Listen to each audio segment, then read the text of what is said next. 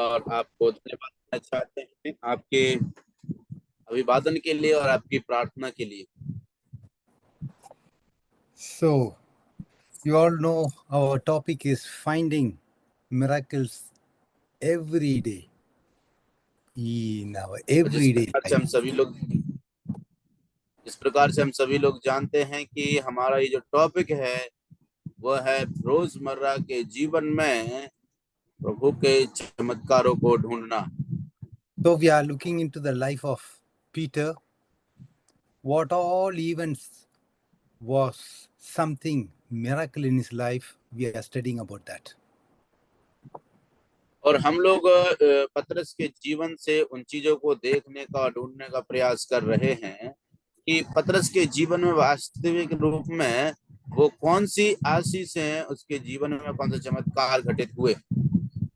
So now we are going into our fourth lesson. We have already seen 3 lessons. So for our fourth lesson, we can read a passage in the Gospel of Matthew, 14th chapter, 22nd to 36 verses. 14th chapter 14th chapter, 22nd to 36.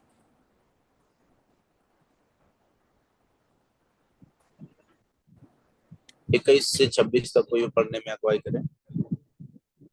Can I read, uncle? हाँ, Yes, बढ़िया। thank you. तब उसने तुरंत अपने चेलों को नाव पर चढ़ने के लिए विवश किया कि वे उससे पहले पार चले जाएं, जब तक वह लोगों को विदा करें। वह लोगों को विदा करके प्रार्थना करने को अलग पहाड़ पर चला गया और सांझ को वह वहां अकेला था। उस समय नाव झील के बीच लहरों में डगमगा रही थी, क्योंकि हवा सामने की थी। और यीशु रात के चौथे पहर झील पर चलते हुए उनके पास आया। चेले उसको झील पर चलते हुए देखकर घबरा गए और कहने लगे, यह भूत है, और डर के मारे चिल्लाने लगे। तब यीशु ने तुरंत उनसे बातें की और कहा, ढांढस बांधो, मैं हूं, डरो मत।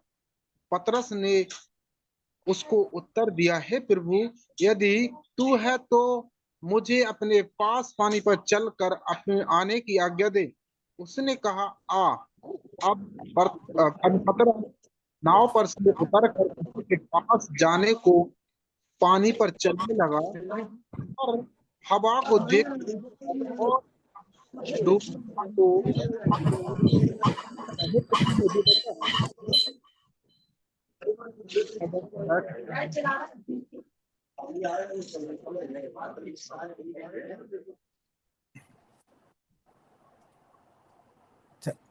Okay, you're finished. Thank you. Okay, uncle, finished 30 तक। Thank you. So, the lesson for today is faith in stormy nights. और आज दीपू भाई, आपका म्यूट हो गया। हेलो, मेरी आवाज आ रही है? हेलो, मेरी आवाज आ रही है? हेलो, मेरी आवाज आ रही है? Dipu, your mic is muted. Double आवाज आ रहा है, डबल आवाज। अभी क्लियर है? Okay. Okay. So the topic for today is faith in stormy nights. और आज का हमारा ये जो टॉपिक है वो है ऐसे तूफान भरी रात्रि में विश्वास। So we all know this passage. This passage is called As Jesus Walks on the Water. Many times we have read this passage, I think. और मैं ऐसा समझता हूँ कि ये वो पासेज है जिसको हमने कई बार पढ़ा है। When we think of storms or difficult situations, when it comes to our lives, everything is important for us to know whether we are prepared to face it or not.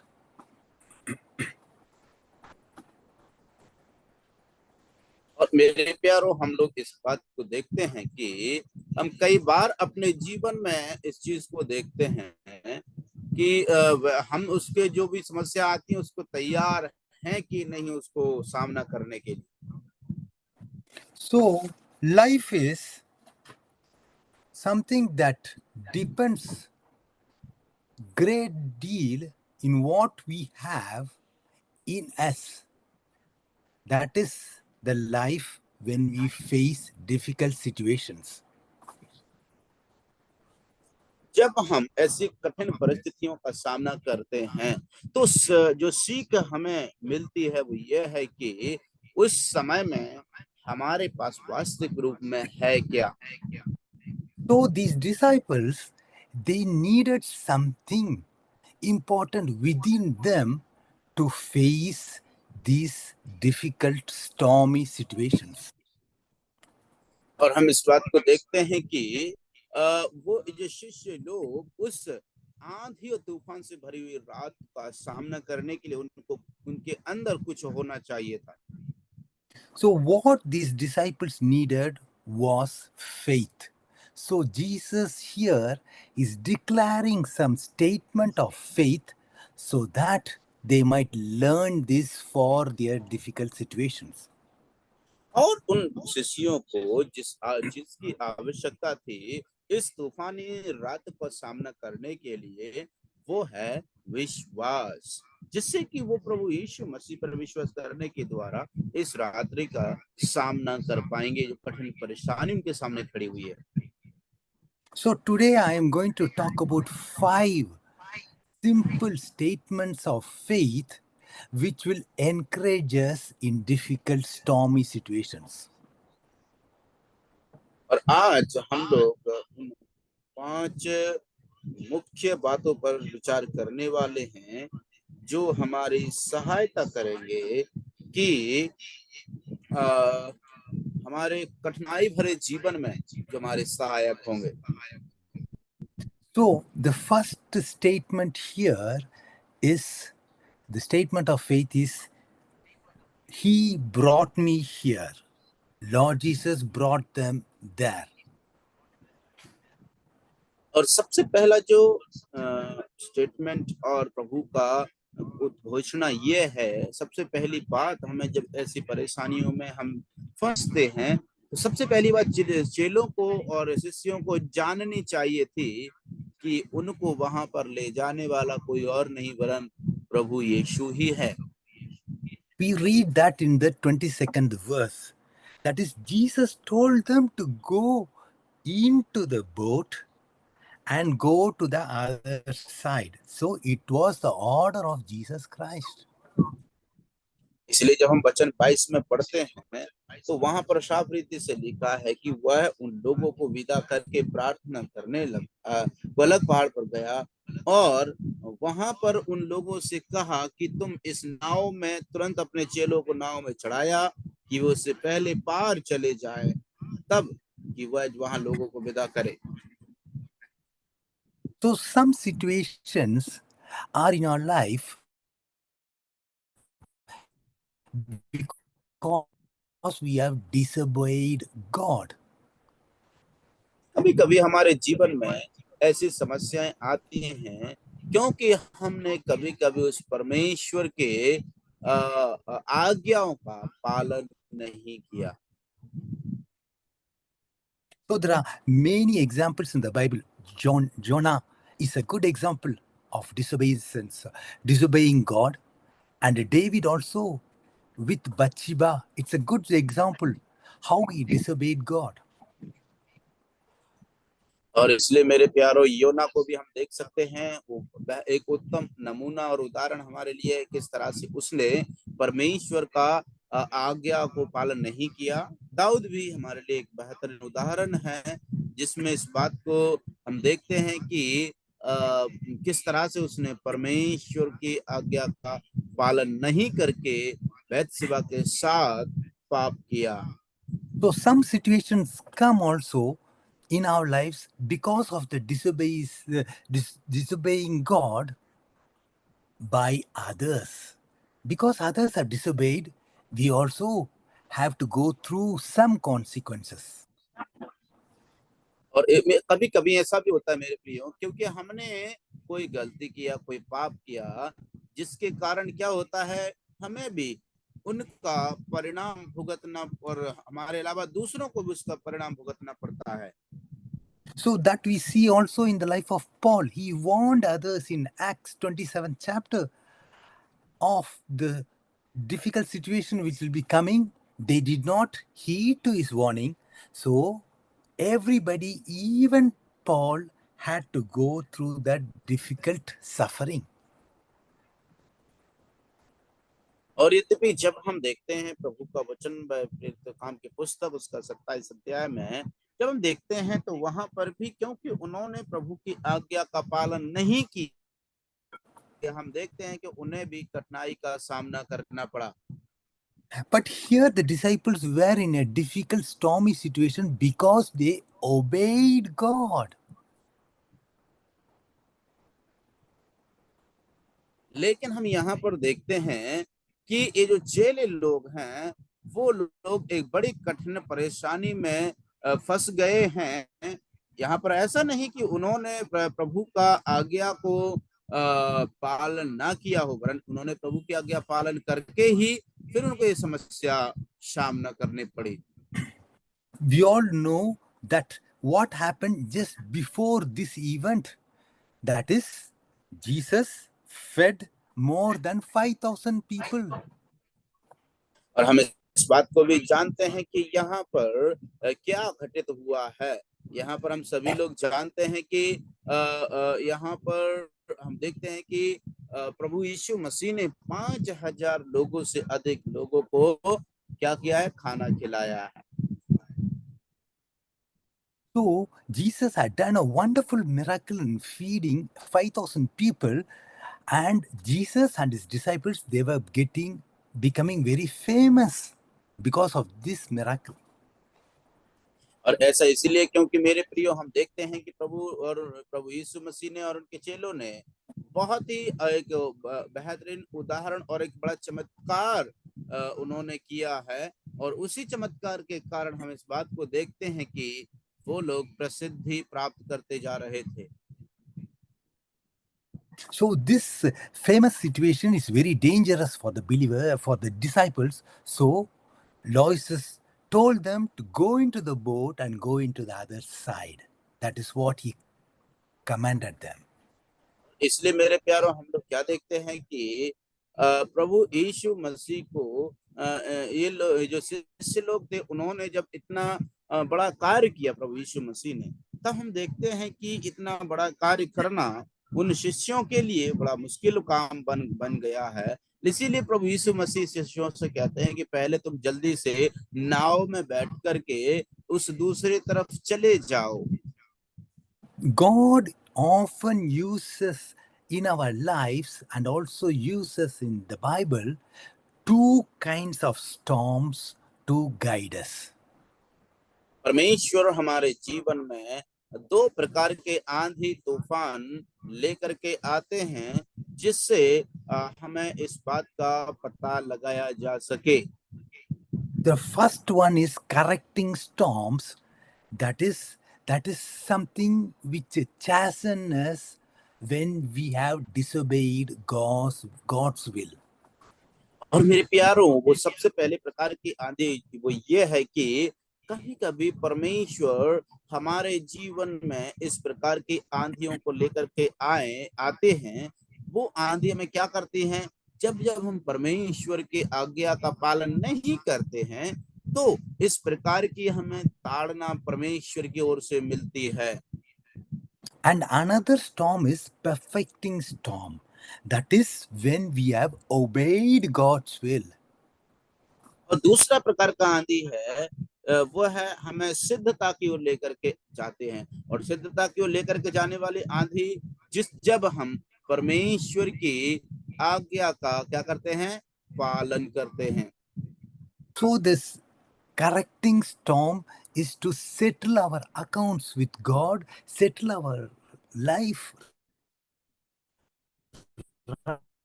right with God so that we can walk upright with Him.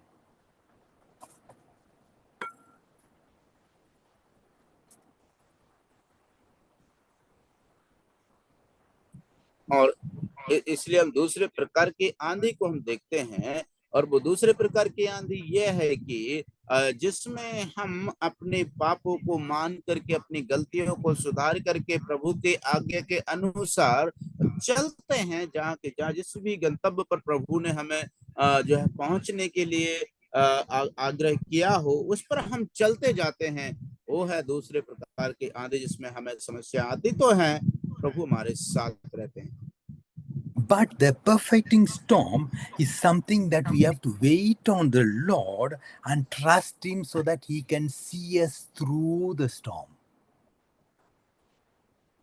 और इसलिए लेकिन जो सिद्ध करने वाले जो दूसरे प्रकार की आंधी है, वो ये है, उसका एक मूल सूत्र यही है कि हमें प्रभु यीशु पर संपूर्ण रीति से क्या करना है, भरोसा रखना है, उस पर आश्रित रहना है। इससे क्या होगा, इससे ये होगा कि हमें प्रभु पर जिस किसी भी आंधी तूफान में हम पड़े हुए, हमें सिर्फ भरोसा प्रभु पर रखना है, ताकि प्रभु हमें उस आंधी के बीच में भी देख सकता है। So, believers, dear brothers and sisters, as the children of God, as believers, we don't need to get afraid of these correcting or perfecting storms, because God is sending all these things so that we can accomplish His will in our lives.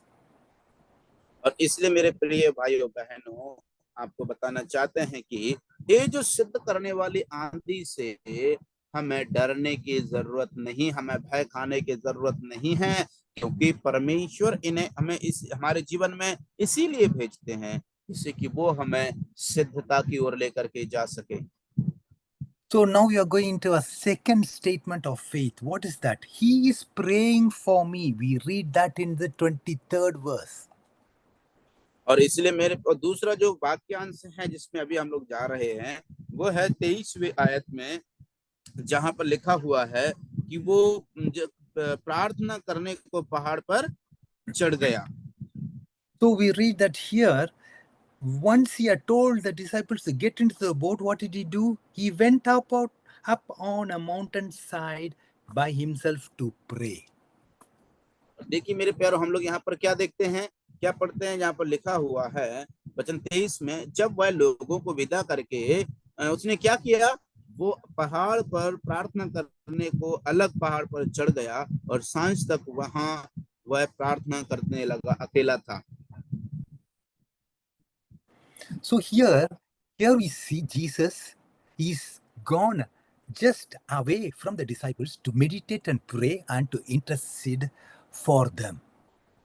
और हम यहाँ पर देखते हैं प्रभु यीशु मसीह ने अपने शिष्यों को और लोगों को भेजने के बाद में पहाड़ पर अकेले जाकर के वो उनके लिए प्रार्थना करने को चला गया। We all know that in Romans 8 chapter 34th verse, it's told that our Lord is in heaven. What is he doing at the right hand of God? He's interceding for us. इस प्रकार से मेरे प्रियो, हम लोग Romeo की पत्री उसका 8 अध्याय में हम क्या पढ़ते हैं, जहाँ पर लिखा हुआ है कि वो प्रभु यीशु मसीह धरती पर नहीं वरन स्वर्ग में है। वो क्यों स्वर्ग में गया है? क्योंकि वो हमारे लिए प्रार्थना निवेदन भी करता रहता है। So we have to keep in mind that this Lord was interceding for his people on the mountain top, and he was seeing the storm which the disciples were going through. What a wonderful image. ओ मेरे प्यारो, देखिए हम यहाँ पर क्या देखते हैं कि प्रभु यीशु मसीह को जो शिष्य लोगों को भेजने के बाद जो आंधी तूफान में फंसे हुए थे, उनके लिए हम क्या देखते हैं, प्रभु यीशु मसीह प्रार्थना कर रहे हैं अकेले में पहाड़ पर। कितनी अद्भुत बात है प्रियो। So we all know, brothers and sisters, that Jesus Christ from the mountaintop, he is interceding for us. He is seeing all our difficult situations and he knows how to take us out of that situation. Yes amen. हाँ मेरे प्रियो, देखिए कितनी अद्भुत बात है प्यारो। हम किसी भी प्रकार की परेशानी परिस्थिति से होकर के क्यों ना गुजरे, हमारा विश्वास ये होना चाहिए कि प्रभु यीशु मसीह हमारे लिए भी उस पहाड़ी पर हैं, उस पहाड़ी से वो सब कुछ देख रहे हैं, उस पहाड़ी पर वो रह करके प्रार्थना कर रहे हैं। क्यों प्रार्थना कर रहे हैं? ताकि वो इस चीज को कैसे मुझे और आपको, जो हम इस प्रकार की आंधी तूफान के बीच में फंसे हुए हैं, कैसे बाहर निकाले। हमें विश्वास करना है प्रभु पर। So this kind of stormy situation, Satan wants to drown us. He wants to get us losing hope. But Lord Jesus Christ, He is interceding for us to keep us safe even in the midst of this kind of situations. और मेरे प्रिय, लेकिन हम यहाँ पर क्या देखते हैं कि प्रभु यीशु मसीह हमारे लिए ऐसी परिस्थितियों में बचाने के लिए और हमको सुरक्षित निकालने के लिए प्रार्थनारत हैं।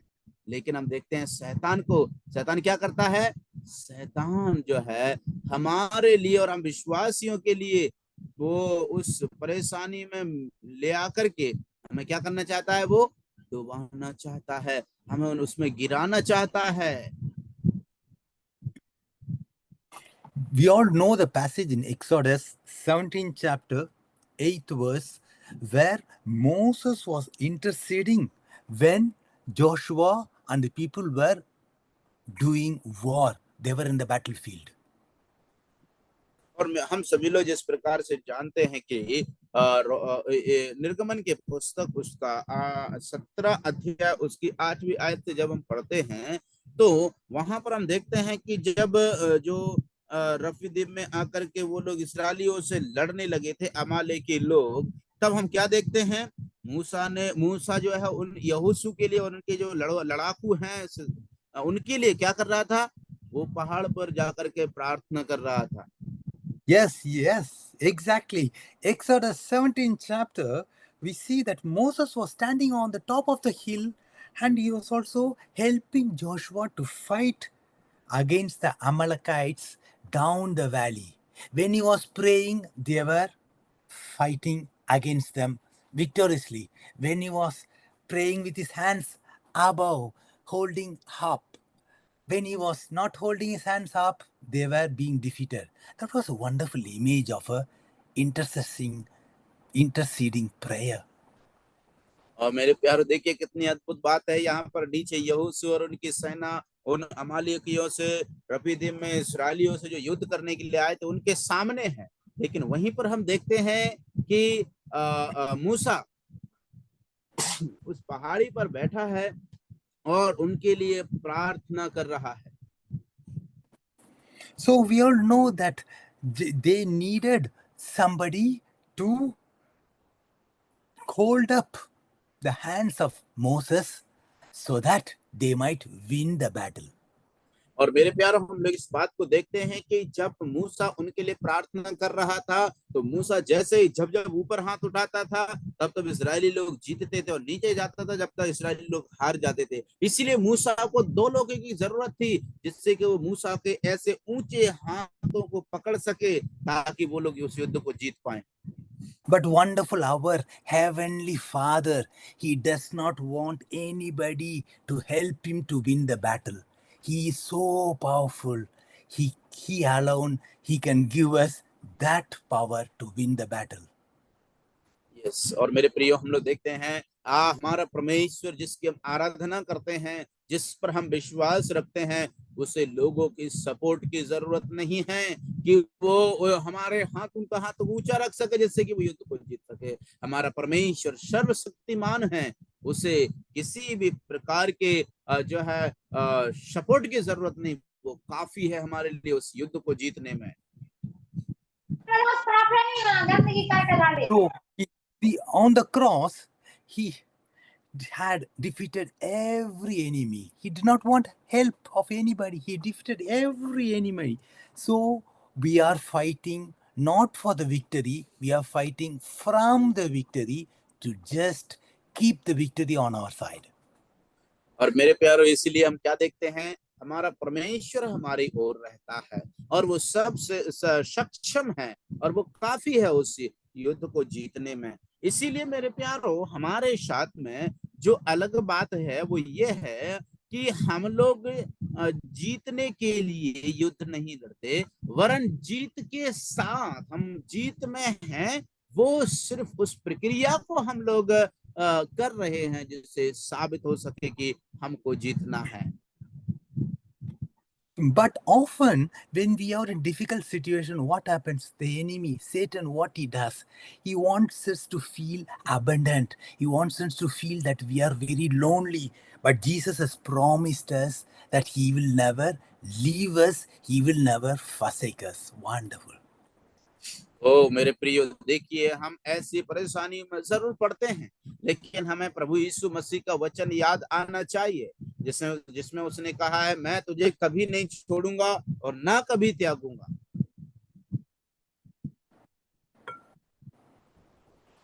So we will go in now to our third statement of faith that we see in the 25th verse. He will come to me. That is what He और did for the disciples.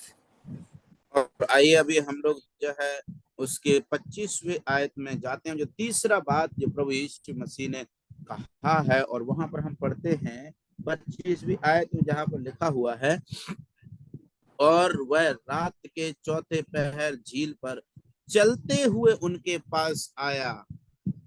So we see here in the 25th verse, Jesus went out to them walking on the lake.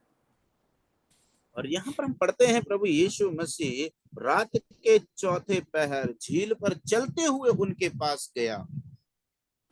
So the Lord God Almighty is always with us, and He comes to us in a very special way to save us and to keep us safe.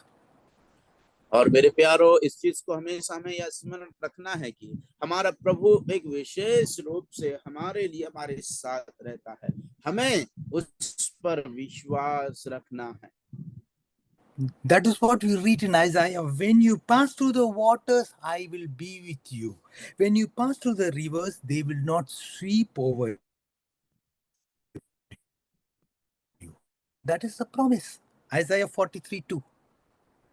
और इसलिए जिस प्रकार से हम यशायाह की पुस्तक उसका 43 का 2 में हम पढ़ते हैं, वहां पर लिखा है, जब तुम पानी के तराई में होकर के गुजरो तो वो तुम्हें नुकसान नहीं पहुंचाएंगे, जब तुम नदियों से होकर गुजरो वो तुम्हें बहा नहीं पाएंगे।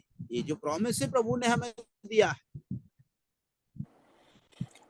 Yes, we see also it was the same case for Joseph. We read many times saying that Lord was with Joseph, especially when he और was in prison.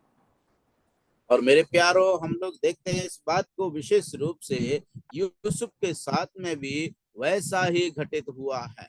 ऐसा घटित क्यों हुआ मेरे प्रियो? वो ऐसा इसीलिए क्योंकि हम इस बात को देखते हैं कि यूसुफ के साथ परमेश्वर था। ऐसा हम कई बार जो है पढ़ते हैं, वहां पर जहां पर जब विशेष रूप से जो यूसुफ जब था, वो जब बंदी गृह में था। I can give you many examples even in the life of Joshua. Lord was with him in the life of Paul when he was going through many trials. Lord was with him. और मेरे प्यारो, मैं आपको कई ऐसे उदाहरण दे सकता हूं जो इस चीज को प्रमाणित करेंगे कि प्रभु यहोवा परमेश्वर उनके साथ था। मूसा का उदाहरण दे सकता हूं, यहोशू का उदाहरण दे सकता हूं। But the problem is, brothers and sisters, when the Lord comes to us, we are not able to recognize him. That is the problem. और मेरे प्यारो, हमारी प्रॉब्लम समस्या क्या है? हमारी समस्या ये है कि जब प्रभु हमारे पास हमारे आसपास रहते हैं, तब हम क्या करते हैं? उसको पहचान नहीं पाते। You see here in this 26th verse, the disciples were not able to recognize their Lord. They thought that a ghost was walking on the water. और मेरे प्यारो, हम लोग यहाँ पर देखते हैं कि प्रभु यीशु मसीह उनके पास थे, लेकिन हम क्या देखते हैं कि उन लोगों ने पहचान नहीं पाया कि यीशु उनके पास है, वरन वो चिल्लाकर कहने लगे, ये तो कोई भूत आ गया है। So the Lord was coming to save them. The Lord was coming to help them, but they are not able to recognize their Lord. So he was trying to go away from them. और मेरे प्यारों, हम इस बात को देखते हैं कि क्योंकि वो लोग जो है उनको यीशु मसीह उनके पास है, उनको बचाने के लिए जा रहा था और वो लोग उसे पहचान नहीं पा रहे थे, इसलिए हम लोग क्या देखते हैं कि प्रभु वो सोचने लगे कि कोई भूत उनके पास आ रहा है। But we see here that he just opened his voice, and when they heard his voice, they were being encouraged, and that brought them a very great assurance.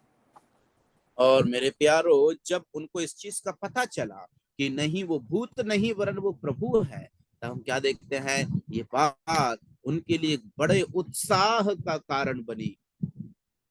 So for the frightened people, we have to hear the voice of the Lord. We और have to इसलिए hear his word that will give us confidence and encouragement to us. मेरे प्यारो, हम ऐसे डर के साए में जब कभी भी हम पड़ जाते हैं, इसमें हमको याद रखना है, हमसे प्रभु जो बातें कहते हैं, हमें उन बातों को सुनना है, और जो वो कहते हैं हमें वो चीज पे विश्वास करना है। Yes, brothers and sisters, how many times the Lord has been with us? He has come to us. We are not able to recognize him, and we are not able to recognize his voice. और हाँ मेरे प्रियो, हमें कई बार प्रभु कितनी बार हमारे साथ और संग आए हैं, और हमारे साथ और संग वो आए हैं, लेकिन कितनी बार ऐसा हुआ है कि हमने उसकी आवाज को नहीं पहचाना। Yes, brothers and sisters, one day when we will arrive in heaven, then the Lord Jesus Christ will show all our life and he'll tell us, this is your life. And he'll show us how many times Jesus was with us and we did not recognize him. और मेरे प्रियो, जब प्रभु यीशु मसीह आएंगे और हम उनके सामने जाएंगे, तब प्रभु यीशु मसीह हमें स्मरण दिलाएंगे, हमें दिखाएंगे कि देखो ये वो समय था जब मैं तुम्हारे पास आया, लेकिन तुमने विश्वास नहीं किया। He would also show us how many times he has sent his angels to help us. और वो हमको ये बात भी दिखाएंगे कि कितनी बार उन्होंने अपने दूतों को हमारे पास भेजा है हमारी सहायता के लिए, लेकिन हमने उन्हें नहीं पहचाना। So we can take courage that even still today, God is taking care of his own people, of his own children.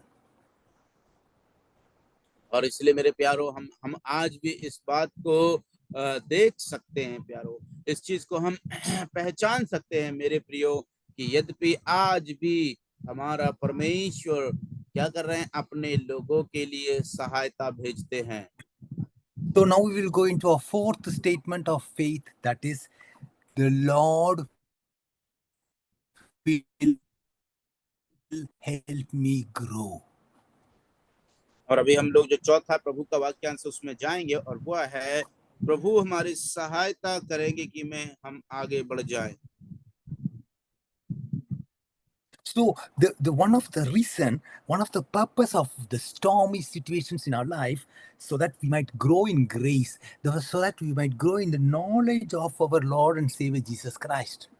और इसलिए एक और उद्देश्य जो हम इस प्रकार की आंधी तूफानों भरे जैसे परिस्थितियों का सामना करते हैं, उसका उद्देश्य यह है कि ताकि हम लोग उस प्रभु के अनुग्रह में और उसकी दया में, और वो प्रभु हमारे साथ हमारी रक्षा करने के लिए है, इसमें हम बढ़ सके। We don't grow in faith just by listening to the weather reports, but by going through the stormy situations. और हम लोग मेरे प्रियो इस बात में विश्वास नहीं करते कि मौसम की जानकारी मिलकर के हम विश्वास करें, वरन हम उस बात में कब विश्वास करें, जब हम उस आंधी तूफान भरे रास्तों से होकर के गुजरते हैं और प्रभु हमारे साथ है, हम विश्वास करते हैं। That is, Peter, later on when he had realized all these things, he has beautifully explained it in 1 Peter 5th chapter 10th verse. We can read this verse, please. 1 Peter 5th chapter 10th verse. पहला पतरस 5:10।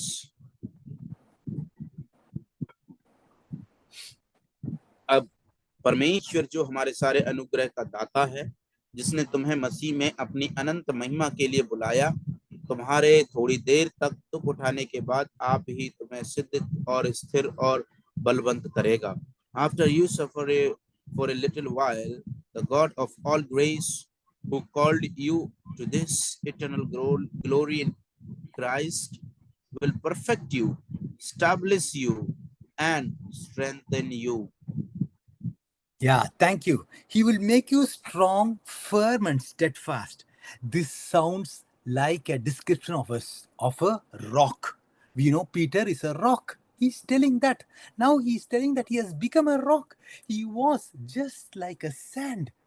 But because of going through all these stormy situations, now he has become a rock. Wonderful explanation and description. और मेरे प्यारो, देखिए कितना अद्भुत नमूना और कितना विस्तार रूप से यहाँ पर प्रभु ने उस बात को व्याख्या किया है।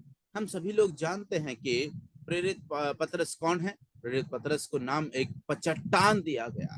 वो पहले एक समय ऐसा था कि वो मानो बालू के समान था, लेकिन हम देखते हैं पतरस को प्रभु ने क्या दिया, एक चट्टान नाम दिया है। और वो यहाँ पर इस शब्द को यहाँ पर इस्तेमाल कर रहा है, वो तुम्हें सिद्ध करेगा और बलवंत करेगा, मानो चट्टान के समान स्थिर करेगा, आप हिलने वाले नहीं हैं, वो हमारा प्रभु है। We all know that Peter was a fisherman, but the Lord used this experience with boat, nets and storm just to encourage him to grow. और मेरे प्यारो, हम इस बात को देखते हैं कि प्रभु यीशु मसीह ने ये जो आंधी और तूफान का वो सहारा लिया ताकि उसमें बलवंत होकर के हम बढ़ते जाएं। As I told you in our second lesson, when Peter was going through a daytime, he was not able to catch any fish. Wonderfully, the Lord came there and helped him to catch a big quantity of fish.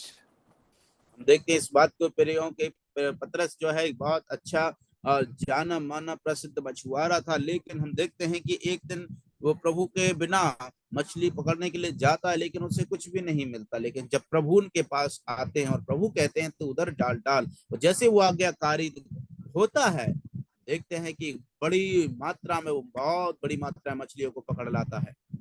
So that day, what did he learn, Peter? He learned that he can trust Jesus to care for him even when the sea is calm. और मेरे प्यारो, हम देखते हैं उस दिन पतरस ने क्या सीखा था। उस दिन वो पाठ क्या सीखा था, यद्यपि जब समुद्र शांत भी हो। मेरे प्रियो, we also know that when the disciples were going to a stormy night in the boat, Jesus came to them and helped them even to these stormy situations. और मेरे प्यारो, हम इस बात को देखते हैं पतरस और उन बाकी चेलों के साथ में क्या घटित होता है। जब वो लोग इस प्रकार की आंधी तूफान से भरी रात्रि में जा रहे थे, यात्रा कर रहे थे, प्रभु वहां पर आया, उनकी मदद करता है। So what was Jesus telling them? He was telling them that he could trust in them even at night, in the storm, even when he was asleep in the boat. और इसलिए मेरे प्यारो, हम लोग क्या देखते हैं कि प्रभु यीशु मसीह ने क्या कहा उनसे, जब वो लोग यद्यपि उस नाव में होकर के जा रहे थे, और जब प्रभु यीशु मसीह सो रहे थे, तब भी जब आंधी तूफान उनकी नाव के सामने आया और वो लोग जब ना सोने वाले थे, तब वो उनको बताते हैं कि वो तब भी विश्वास कर सकते हैं। But here what is Peter learning? He's learning to trust the Lord when the Lord is not even in the boat. लेकिन यहाँ पर पतरस क्या सीख रहा है प्रियो, यद्यपि हमें ऐसी अवस्था में भी विश्वास करना है कि जब वहां पर यदि प्रभु यीशु मसीह नाव में नहीं भी है, तब भी हमारा विश्वास होना चाहिए कि वो हमारी सहायता के लिए आ जाएगा। And even Peter was learning to depend on Jesus even without a boat. He told him to walk on the waters. और मेरे प्यारों, हम इस बात को देखते हैं कि प्रभु यीशु मसीह के साथ जब वो थे तब उसने क्या पाठ सीखा है। यद्यपि जब प्रभु यीशु मसीह नाव में थे और जैसे ही उस प्रभु यीशु मसीह को वो आते हुए देखता है, वो कहता है, वो वहां से एक पाठ को सीखता है, अगर प्रभु यीशु बुलाते हैं तो पानी पर भी चल सकते हैं। So we see here Jesus told only just one word, come, to Peter, and Peter was able to do the impossible thing. और मेरे प्यारों, हम लोग एक बात यहाँ पर देखते हैं जिसको पतरस प्रभु यीशु मसीह क्या उससे केवल एक शब्द कहते हैं कि तू आ जा, और पतरस उस असंभव कार्य को संभव कर लेता है प्रभु की आज्ञा को मान। Yes, but we see here Peter was sinking. He was crying to God, yes, God, I'm not able to walk on the water. I am sinking. वो मेरे प्रियो, लेकिन जब हम देखते हैं पतरस ने इधर उधर देखा तो क्या होता है, हम देखते हैं कि वो जो है डूबने लगा। जैसे ही वो डूबने लगा तब हम देखते हैं कि वो डूबने लगा तो वो रोने लगा कि प्रभु मैं डूब रहा हूँ, मुझे बचाइए। But Peter's love was so much for the Lord that when the Lord told him come, he directly responded to his call. और मेरे प्यारों, हम देखते हैं कि जैसे ही उसने प्रभु यीशु मसीह ने कहा कि तू आ जा, हम देखते हैं पतरस भी उसी तरह से सीधे तौर पर प्रभु का जवाब देता है और चला जाता है। But Peter, his faith was not so stable, not so steady. So when we started to look into the circumstances, or looked into the wind and also the stormy situation, then he was getting afraid and he was not able to walk on the waters. और मेरे प्यारों, हम देखते हैं कि उसको जब नाव की परिस्थिति याद आती है, पानी जो लहरें बढ़ रही थी उनको जब देखता है, हम देखते हैं कि ऐसी परिस्थिति में वो डूबने लगता है। Yes, brothers and sisters, we can't walk on the waters of our stormy situations unless by faith we fix our eyes on Jesus. या मेरे प्रियो, हम इस बात को, इस पाठ को सीखते हैं कि जब तक हम प्रभु से के साथ में विश्वास में अपनी नजरों को हम प्रभु की ओर नहीं लगाएंगे, हम आगे नहीं बढ़ पाएंगे। When we stop looking to Jesus, our circumstances become something so big to us. When we look to him, we can claim his promises. और मेरे प्यारों, हम लोग देखते हैं कि जब हम अपने आंखों को प्रभु की ओर लगाते हैं, तब हम जो प्रभु ने वायदे किए हैं उन पर दावा कर सकते हैं और उन पर विश्वास कर सकते हैं, प्रभु हमारे साथ रहता है। So we, as I told you in the second lesson, in the fifth chapter of Luke, we read that when Peter got a great catch of fish, what did he tell to Jesus? He told him, "Go away from me, Lord, I am a sinful man." और मेरे प्यारों, हम लोग क्या देखते हैं कि पतरस ने क्या किया है। ओ मेरे प्रियो, जैसे इस चीज को उसने पहचाना कि वास्तव में क्या है, वो प्रभु से कहने लगता है, हे प्रभु। जब उसने बहुत बड़ी मछली पकड़ ली, पहचाना कि प्रभु है ये, तब क्या करते हैं हम लोग, क्या देखते हैं, वो क्या कहता है, प्रभु मेरे यहाँ से चला जा। Just imagine if Jesus had answered that prayer of Peter's prayer, what would have happened to Peter and his three partners now in the stormy situation? और मेरे प्यारों, आप सोच करके देखिए, यदि प्रभु ने उसकी प्रार्थना का उत्तर ना दिया होता तो अब सोच करके देखिए कि उनके बाकी जो लोग थे उनके साथ क्या हुआ होगा। So this reveals us that we can examine our hearts, but we have to examine our hearts with faith, because that faith which brings cleansing power and new beginning in our lives. और yes मेरे प्रियो, हमें इस चीज को विशेष ध्यान देना है। हम अपने जीवन में उस प्रभु की जो है जो शुद्ध करने वाली शक्ति और क्षमता को भी हमें पहचानना है उसका हमें दावा करना है। Yes, we see here that Peter, why he was not able to walk on the water, even though he was willing to do that, because he was distracted. But what did the Lord Jesus Christ tell him? We read that in John 21st chapter, 15th to 23rd verse. We can read this passage. It is very interesting passage. We all know this passage. It is very interesting to read it again. John 21st chapter, 15th to 23rd verse. और हम लोग देखिए मेरे प्यार पतरस के बीच जो प्रभु यीशु मसीह की बातचीत है, उस भाग को पढ़ना बहुत ही अच्छी बात है। आइए हम लोग यूहन्ना रचित सुसमाचार 21 अध्याय का 15 से लेकर के 21 तक पढ़ लेते हैं। भोजन करने के बाद यीशु ने शामौन पतरस से कहा, हे शामौन यूहन्ना के पुत्र, क्या तू इनसे बढ़ करके मुझसे प्रेम रखता है?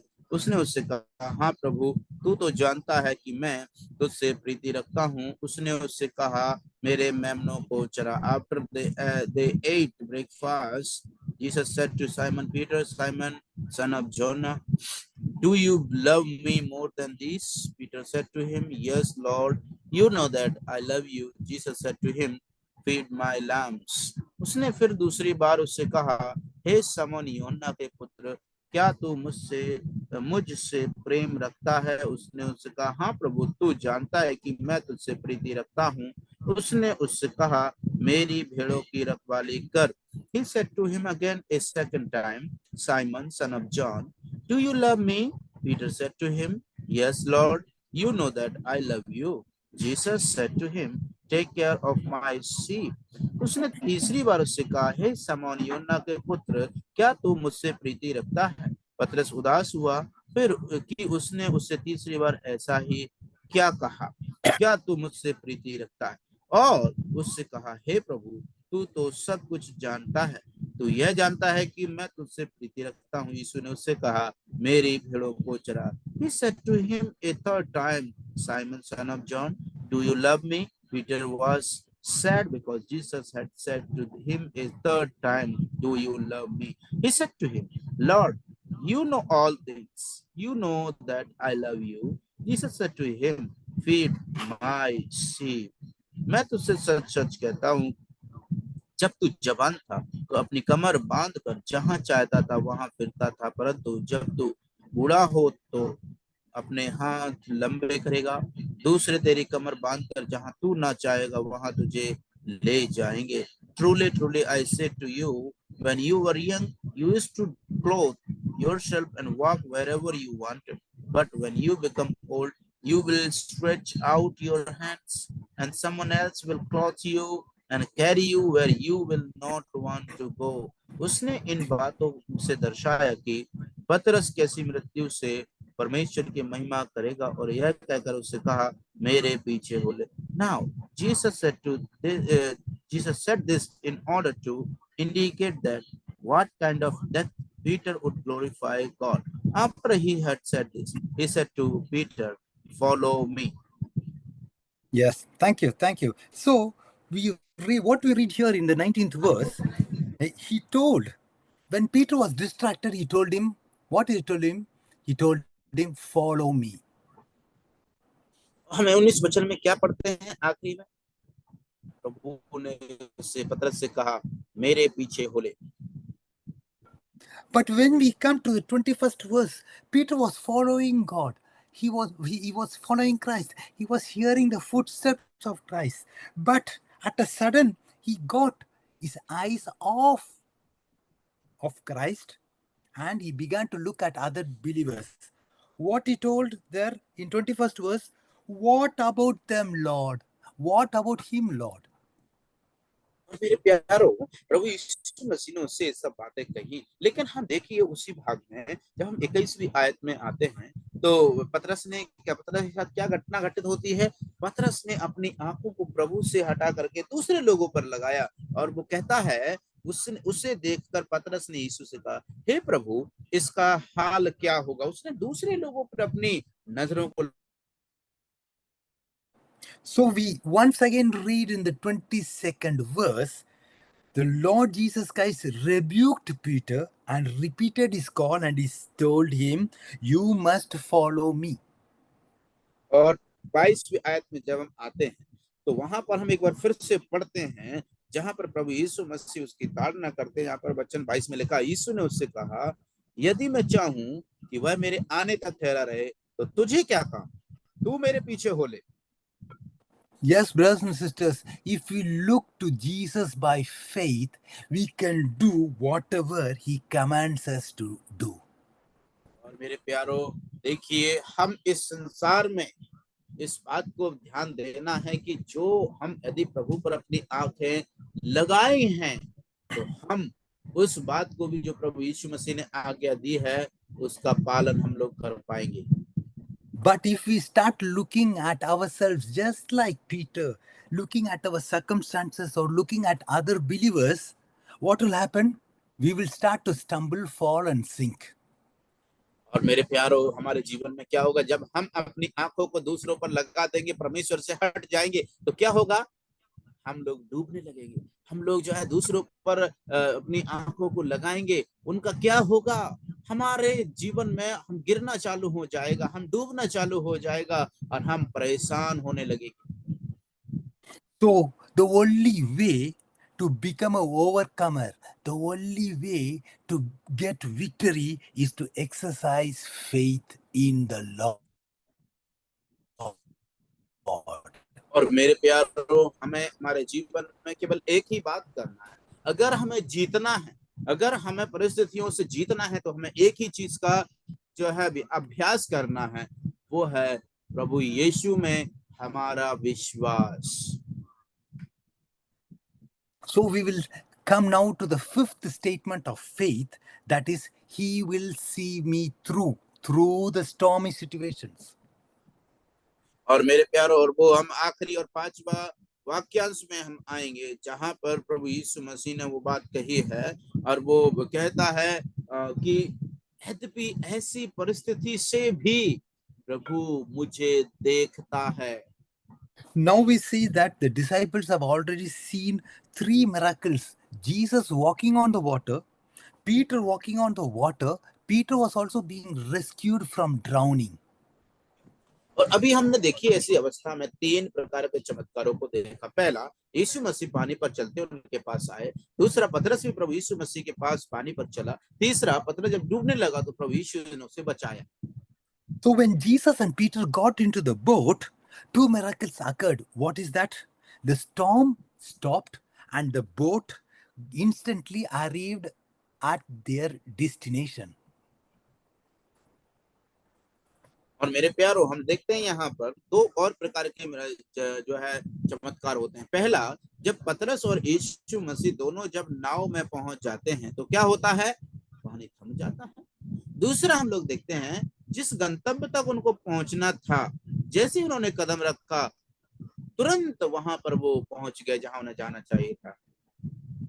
So no doubt, the disciples and everybody fell before Jesus.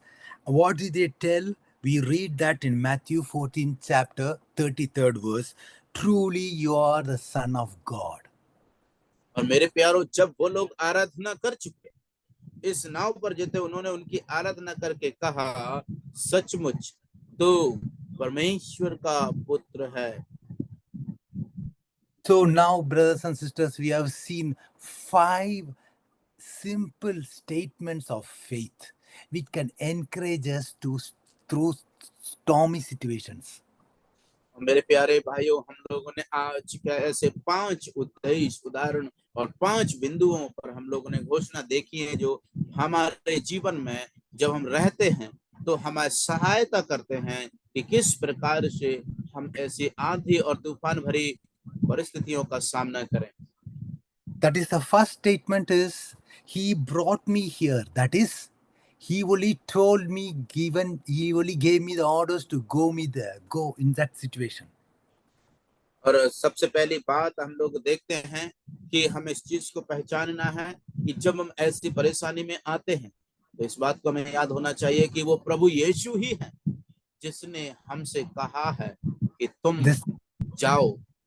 The second statement of faith is he is praying for me. He is interceding for me. दूसरा, क्योंकि उसने आज्ञा दी है चेलों को कि वो वहां जाए, वो दूसरा चीज हमें याद रखना सीखा आज हमने कि प्रभु यीशु मसीह, क्योंकि उसने हमें भेजा है इसलिए वो हमारे लिए प्रार्थना कर रहा है। The third statement of faith is he will come to me and help me and encourage me in that stormy situation.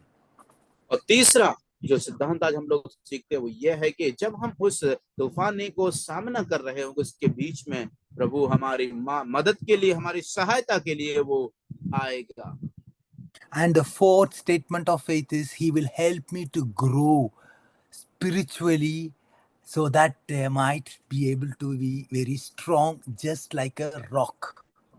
और चौथी बात हम लोग सीखते हैं वो ये है कि हम उस प्रभु पर जो वो हमारे लिए प्रार्थना तो कर ही रहा है, लेकिन हम क्या करेंगे, इस बात को सीखेंगे कि हमारा प्रभु एक चट्टान के समान हमें मजबूती के साथ खड़ा करेगा और हमें सिखाएगा। So the fifth and the last statement of faith is he will see me through. That is, he will get me out of this stormy situation so that I might be victorious and bring great glory to his name. और हम पांचवी बात सीखते हैं वो ये है कि हम उस प्रभु यीशु मसीह, जब हम इस प्रकार की आंधी और तूफान से गुजरे हुए हैं या उसमें फंसे हुए हैं, हमें उससे निकालने वाला हमारा प्रभु है, ताकि हम विजय हासिल करते हुए, प्रभु की महिमा करते हुए आगे को बढ़ते चले जाएं। ये पांच विश्वास के सिद्धांतों को हम लोगों ने सीखा है। So we all know that Jesus is the author and the perfecter of our faith. इस बात को भी हम जानते हैं कि हमारा प्रभु यीशु मसीह जो है हमारे विश्वास को सिद्ध करने वाला है। We all know also whatever he starts in our life, he finishes that. इस बात को भी हमने देखा कि जो कुछ भी हमारे जीवन में प्रभु आरंभ करते उसे पूरा भी करते हैं।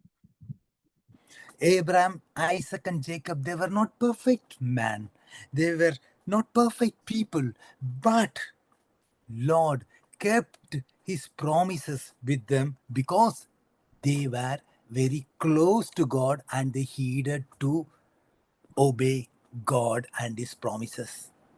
और इस बात को भी हम देखते हैं मेरे प्रियो कि प्रभु के लोगों ने, पतरस ने भी, पौलुस ने, जो इन लोगों ने, प्रभु के चेलों ने प्रभु यीशु मसीह के आज्ञाओं का पालन किया, इसलिए उन्होंने भी अद्भुत कार्यों को देखा।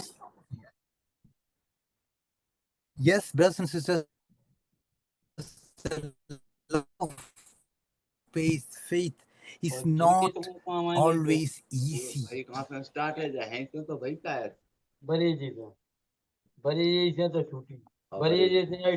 But कौन ने बनाई बहन चाय? बहन? Yes, uncle. There was some disturbance. I'm sorry. Please repeat once again. So the life of faith, it's not always a easy life.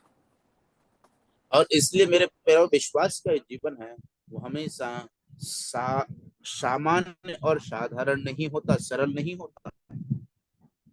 But the life of doubt and unbelief, it's much more harder. लेकिन मेरे प्रियो, एक जो अविश्वास का जीवन है वो उससे भी बढ़कर के कठिन। So we'll read just the last verse before we finish in Philippians 1st chapter 6th verse. We can समाप्त करने this verse. इसी के साथ हम लोग समाप्त करेंगे फिलिपियों 1:6. Being confident of this, that he who began a good work in you will carry it on to completion until the day of Jesus Christ. Amen. और मेरे प्रियो, हम लोग यहाँ पर इस वचन को पढ़ते हैं, 1:6 में लिखा हुआ है, मुझे इस बात का भरोसा है कि जिसने तुम में अच्छा काम आरंभ किया है वही उसे यीशु मसीह के दिन तक पूरा करेगा। आमीन। May God bless his word. परमेश्वर इस वचन के द्वारा हम सबको आशीष देवे।